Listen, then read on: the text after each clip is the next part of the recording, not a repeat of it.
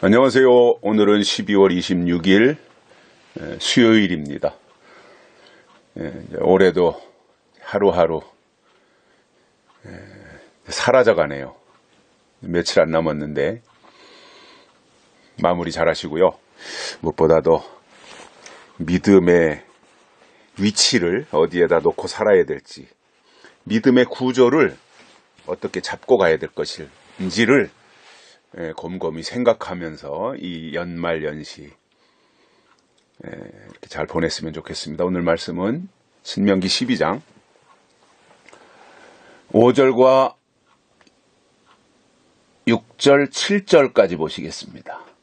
신명기 12장 5절부터 7절까지입니다. 오직 너희 하나님 여호와께서 자기 이름을 두시려고 너희 모든 지파 중에서 택하신 곳인 그 거하실 곳으로 찾아 나아가서 너희 번제와 너희 희생과 너희의 11조와 너희 손의 거제와 너희 서원제와 낙헌 예물과 너희 우양에 처음 낳은 것들을 너희는 그리로 가져다가 드리고 거기 곧 너희 하나님 여호와 앞에서 먹고 너희 하나님 여호와께서 너희 손으로 수고한 일에 복주심을 인하여 너희와 너희 가족이 즐거워할지니라. 아멘.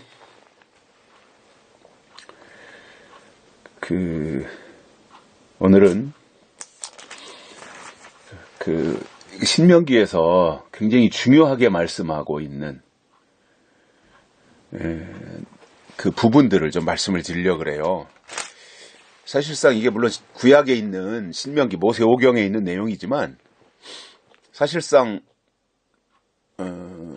우리가 또 이러한 부분들에 대해서 한 번쯤은 돌이켜보고 우리가 어떻게 이 시대에 하나님이 기뻐하시는 믿음을 연결해 갈 것인가 이런 것들에 대한 고민 내지는 한번 점검 이런 것들이 필요할 시점이 아닌가 생각을 하거든요.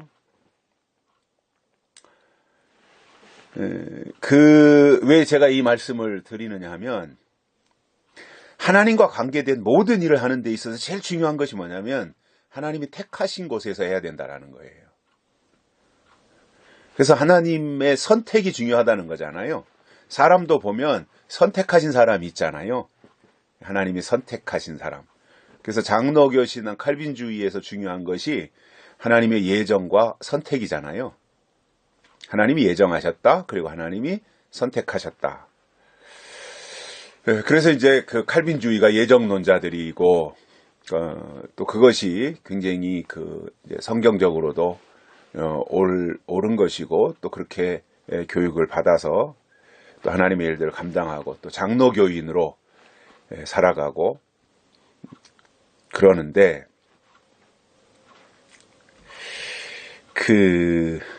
사람도 하나님이 선택하시고 그래서 선택한 사람을 통해서 일하게 하시고 그 일을 이루게 하시는데 뿐만 아니라 하나님이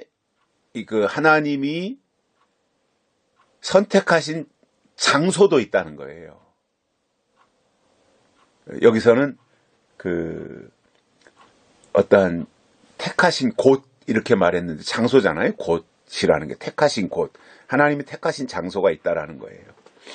신명기에 이 말이 반복해서 여러 번 나오거든요. 제가 쭉 이렇게 뽑아보니까 신명기 12장 5절에서도 여호와께서 자기 이름을 두시려고 택하신 곳.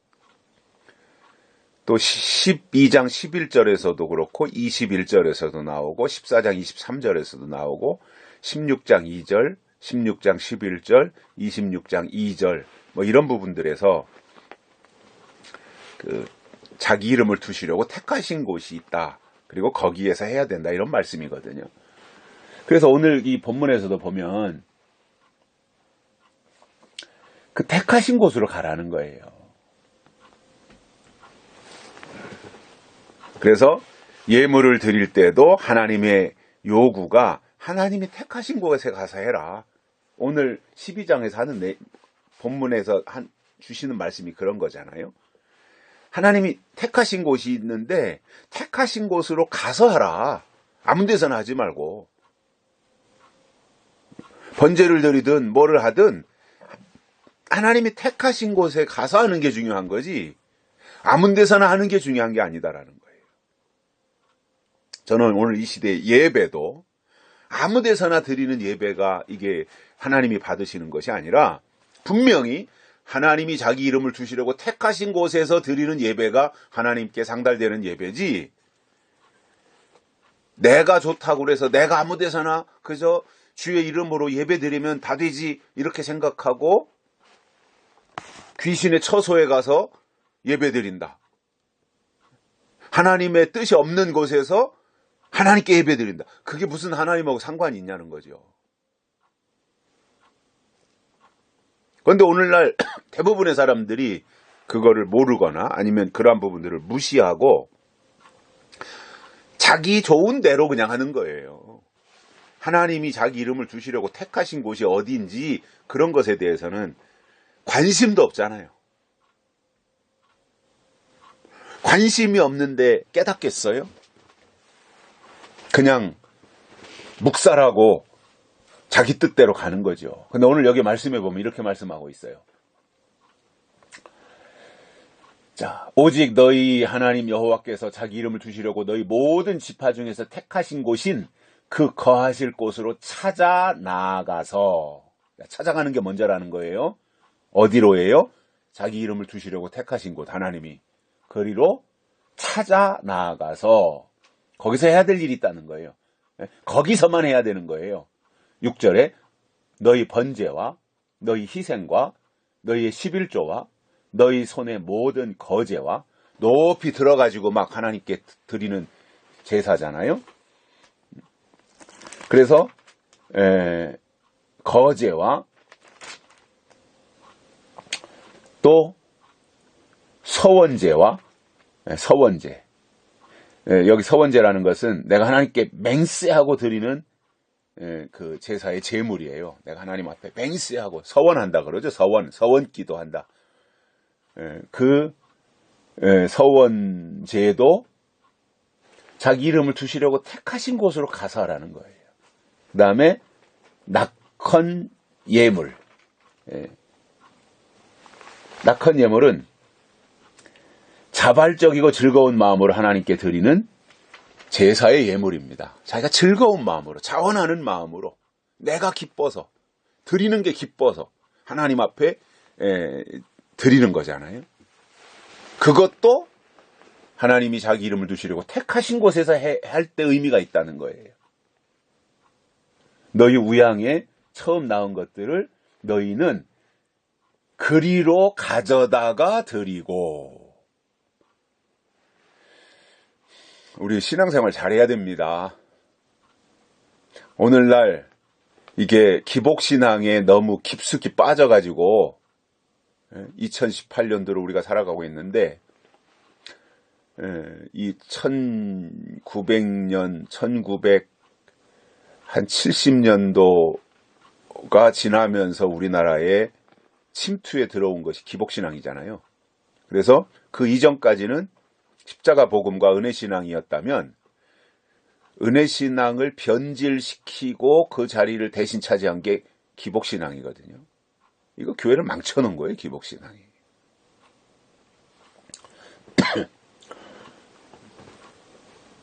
그런데 그 기복신앙은 깊이가 없어요. 그리고 그분의 뜻에 관심이 없어요. 기복신앙은 내가 관심이에요. 내가. 하나님이 나에게 어떤 복을 주시고, 헌금을 해도 내가 이렇게 헌금을 했으니까 하나님이 몇 배로 더 해주시고, 자기가 관심이에요. 영적인 신앙은 하나님의 뜻이 이루어지는 것이 관심이잖아요. 근데 기복신앙은 땅의 일을 추구하는 것인데 자기가 관심이에요. 그러니까 그 속에 하나님의 뜻이 임하겠냐는 거죠. 어림도 없는 일이죠. 그래서 하나님이 원하시는 곳으로 가야 돼요. 가지고 가야 돼요. 예물 드릴 게 있으면. 11조 아무 데서나 가서 드리는 거 아닙니다. 하나님이 자기 이름을 두시려고 택하신 곳에 가서 드려야 그것을 하나님이 받으시는 거예요. 번제, 아무 데서나 양 잡고 소 잡고 비둘기 잡고 해서 드린다고 그것이 다 하나님께 상달되는 것이 아니라 하나님이 자기 이름을 두시려고 택하신 곳에서 할 때 그게 상달되고 의미가 있는 것이다, 그 말입니다.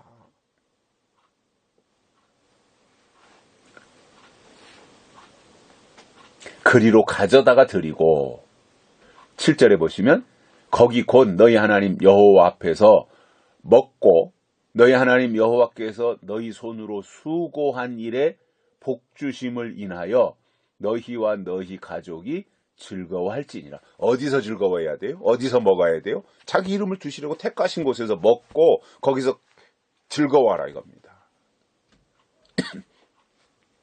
이게 하나님의 원리예요. 원칙이에요. 원칙은 지키는 것밖에 없어요.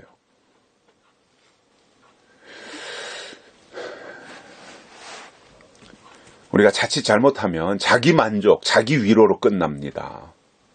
하나님을 기쁘시게 드리는 게 믿음이잖아요. 그렇다면 하나님의 뜻대로 해야 되죠.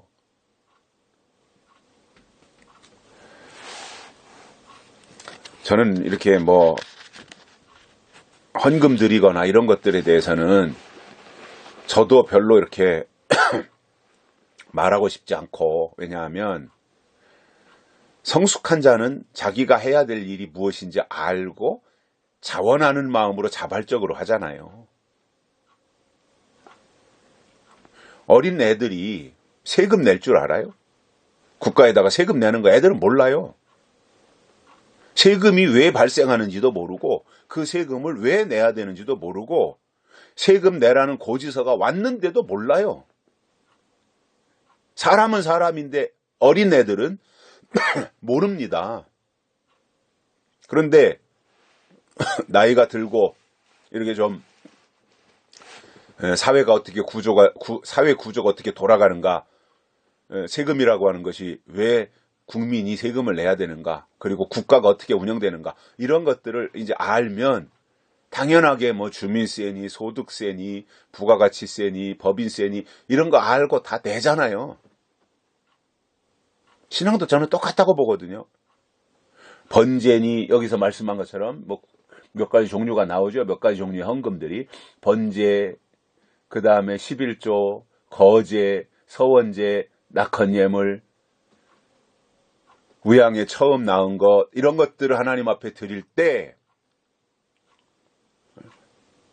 하나님이 택하신 곳으로 가야 되는데, 택하신 곳으로 간다라고 하는 것 자체가 뭐예요? 이미 이것은 하나님의 것이니까 하나님께 드려야 된다라고 하는 것을 아니까 가는 거잖아요. 아니까 내놓는 거예요. 그래서 저는 국민의 의무가 세금이잖아요. 교육, 세금, 병역 이런 것들이 의무잖아요. 국민의 의무. 신앙인들의 의무가 있잖아요. 주일을 성수하라든가 아니면 하나님 앞에 11조를 드려야 된다든가 이 의무들이 있어요.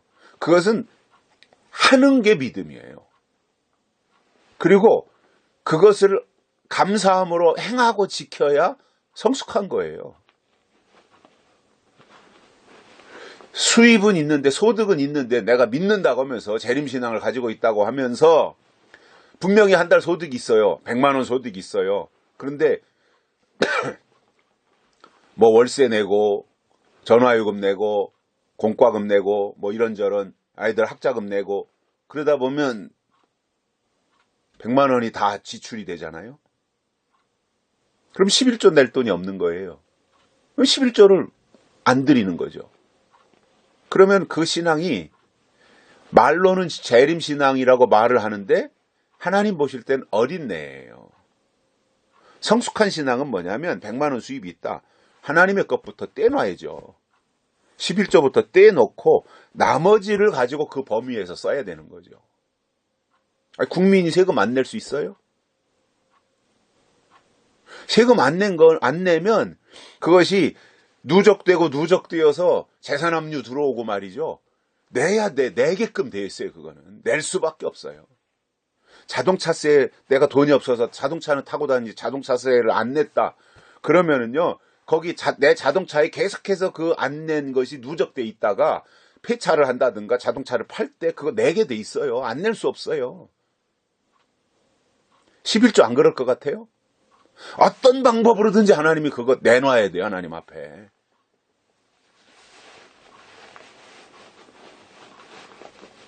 이왕 내놓을 거 나중에 추징당하지 말고, 예? 누적된 거 나중에 추징당하면은 얼마나 그 창피하고 그거 또 부담스럽고 할 거 아니에요. 그러니까 부과되면 바로 그것부터 내버리면 홀가분하잖아요.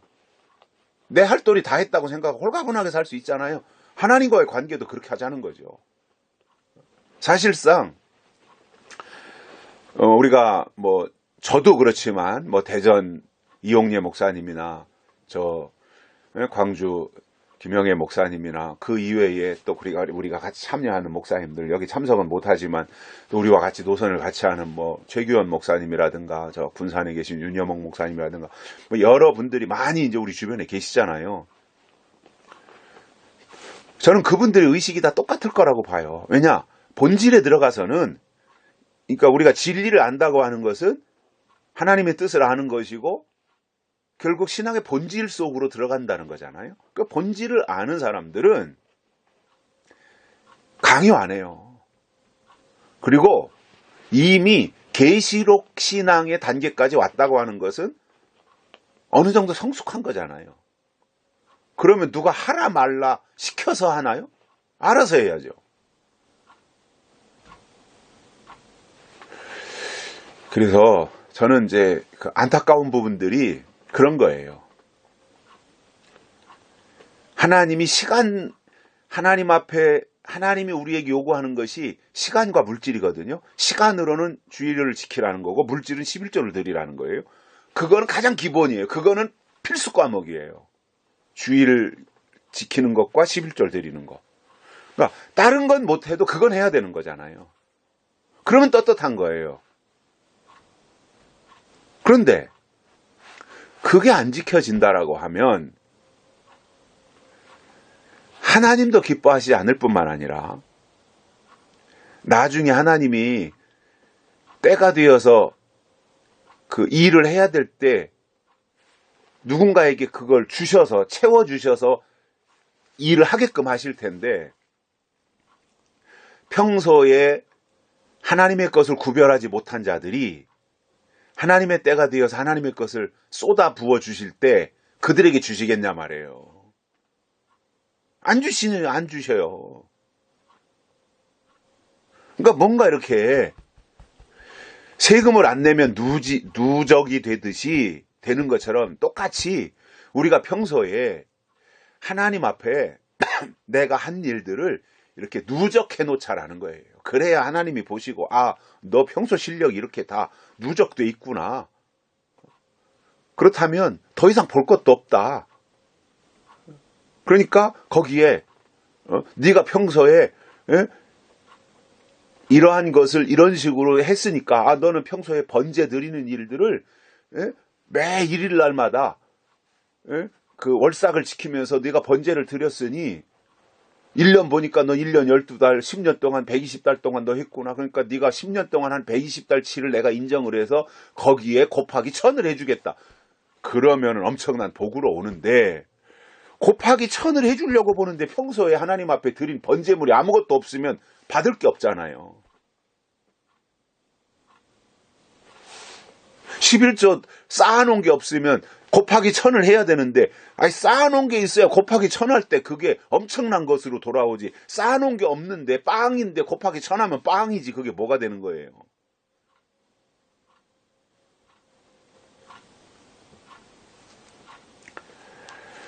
신명기에서요, 뭐 여러 가지 중요하게 말씀하시는 것이 있지만 저는 신명기를 읽으면서 핵심적으로 보는 게 그거예요.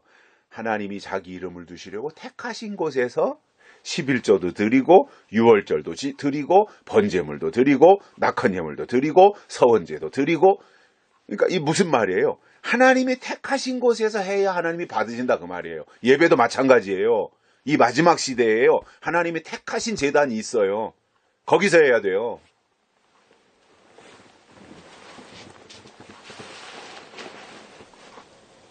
저는 강요하진 않아요. 그러나 이게 원리예요. 저는 원리는 말씀을 드리고 그거에 대해서 비중 있게